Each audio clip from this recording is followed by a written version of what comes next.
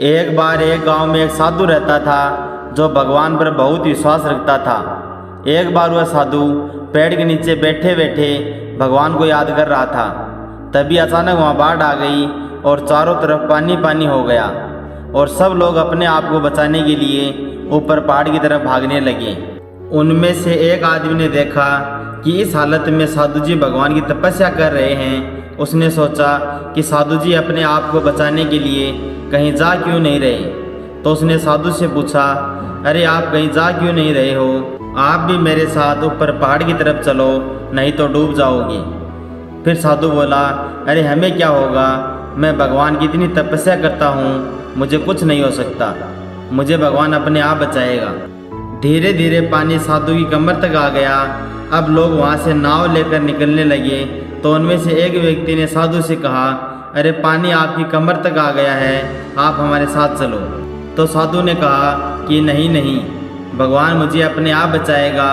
और ये सुनकर वह नाव वाला वहाँ से निकल गया।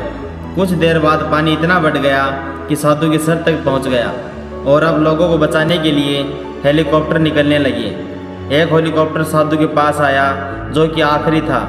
साधु के पास नीचे रस्सी फेंकी और हेलीकॉप्टर में बैठे व्यक्ति ने साधु से कहा, इसे पकड़ो और ऊपर आ जाओ, नहीं आप डूब जाओगे। ये हेलीकॉप्टर आखिरी है और आपके पास दूसरा कोई रास्ता नहीं है बचने के लिए।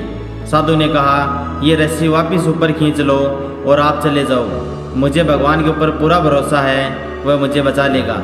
पानी काफ़ी ऊपर तक आ गया और साधु की भी पानी में डूबने से मौत हो गई। मरने के बाद साधु भगवान के पास गया और बोला, हे भगवान, मैंने आपकी पूरी ज़िंदगी तपस्या की और मेरा सारा जीवन आपकी आराधना में लगा दिया। फिर मैंने इतने भरोसे के साथ आपका इंतज़ार किया कि तुम मुझे बचाने आओगी, लेकिन वहाँ मेरी डूबकर मौत हो गई और तुम नहीं आई, ऐसा क्यों? फिर भगवान बोले, मूर्ख इंसान, मैं एक बार नहीं 3 बार आया था। वो तीनों बार मैं ही था, पहला पैदल, दूसरा नाव के द्वारा और तीसरा हेलीकॉप्टर के द्वारा, लेकिन तुमने मेरा एक भी अवसर पहचान नहीं पाया। पता नहीं किसका इंतज़ार कर रहा था।